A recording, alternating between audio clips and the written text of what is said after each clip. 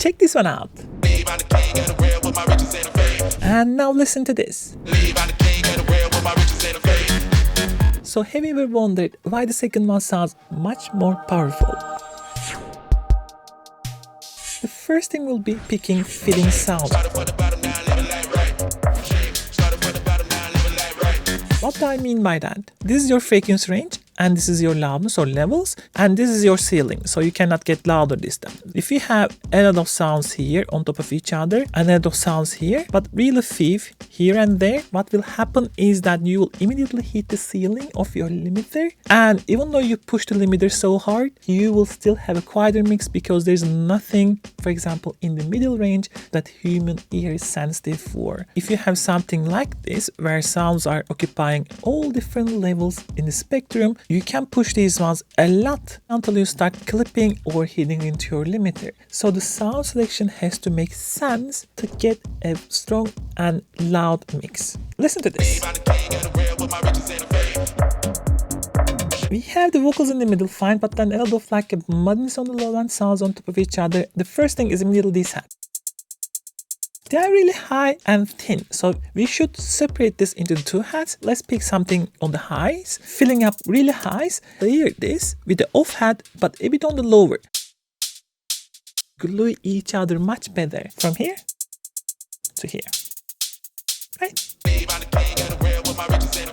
The other problem is clap. It's also low and very pushed on the background due to the reverb. It has to be a bit on the higher to not blend with the lead together. Right? The main idea is pick the right sounds from the beginning so that you have to work less during the mixing. Let's pick something like this. We have the tonal sound and a bit saturation here. Hats were here, now we are like occupying this area. Together? Perfect. I'm also a problem with the lead. We need something to lead the track, something a bit stronger in the mid range. Yeah. Preset, something very unique. I think it needs a bit like a saw feel in it, so let's layer this with a sawtooth together. We can EQ a bit probably. Now we have this. By changing just few things in the track and keeping everything the same, we are already making huge improvement of the loudness and overall power of the track. Black Friday is running for my packs and courses and everything. If you want to try any of my sounds or courses, take a look. We have up to 40% of discount. The next step is matching the levels.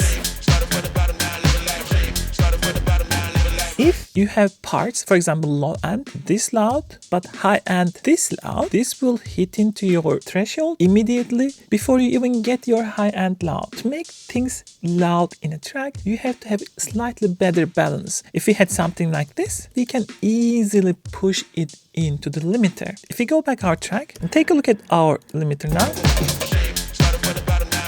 you can see when the clap hits, for example, it's too loud. Immediately tells me, okay, bring down the clap.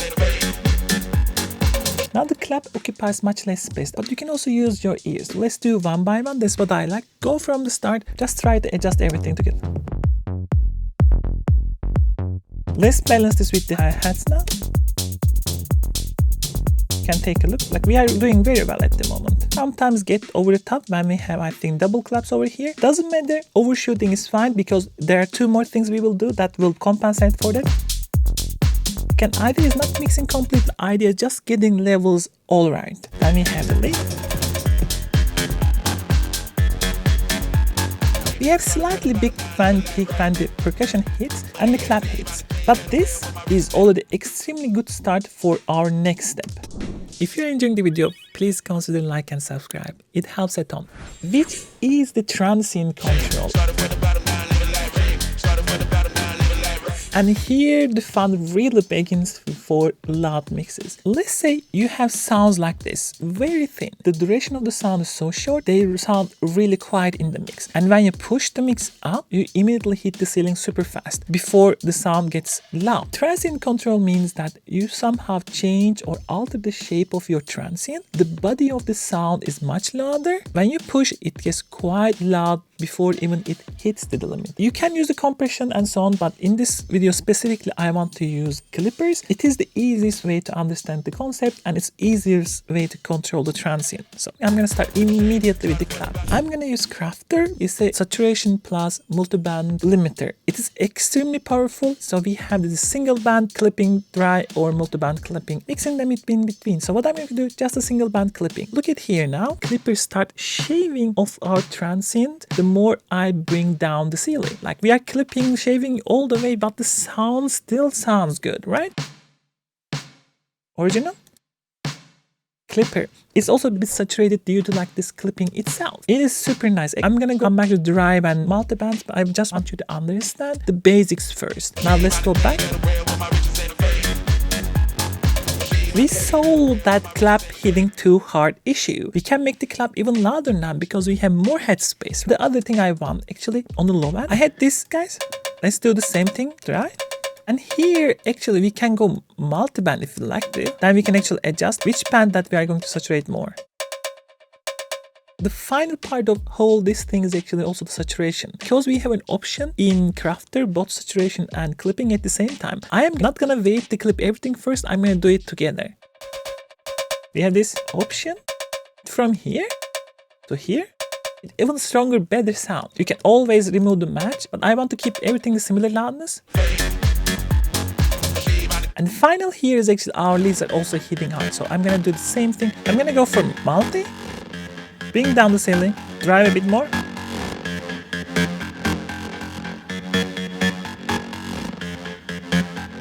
FS.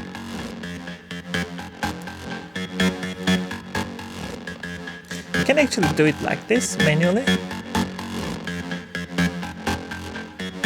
Slightly louder because I have a lot of head space now. And final stage, I'm gonna also limit the heads a little bit. I'm just going for the single bypass.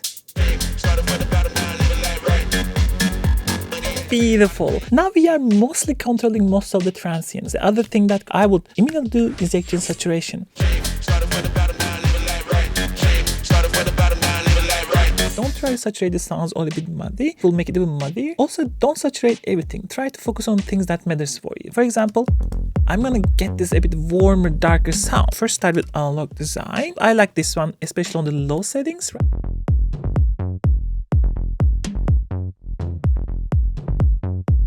Right, it gives like and I'm gonna bring Kraftur afterwards. I'm gonna drive probably a bit more while controlling the transients. And you can go multiband now. That. Bring this one a bit down. Decrease the mix so that it's a parallel saturation on this one. And we can do the same thing over here. Bring in a bit with the dry. Okay, it's too loud now. Let's bring it down. Other thing I'm thinking of saturating a bit more is actually the hats. Just play with the Kraftur to make it easier for myself. I think we have a room for a bit saturation here. Gonna go back to clap. Gonna saturate that a bit more. Yeah. And final, I feel the same thing with the vocals. I need to saturate them a bit more. I'm gonna use analog design again here. And I'm gonna clip this because when they hit, this also get loud.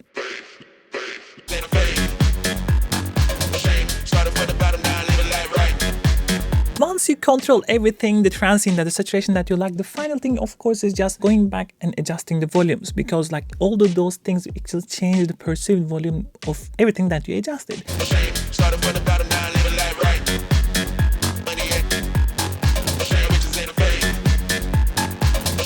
Now, because we are so much headroom, now we can actually push that limiter even more.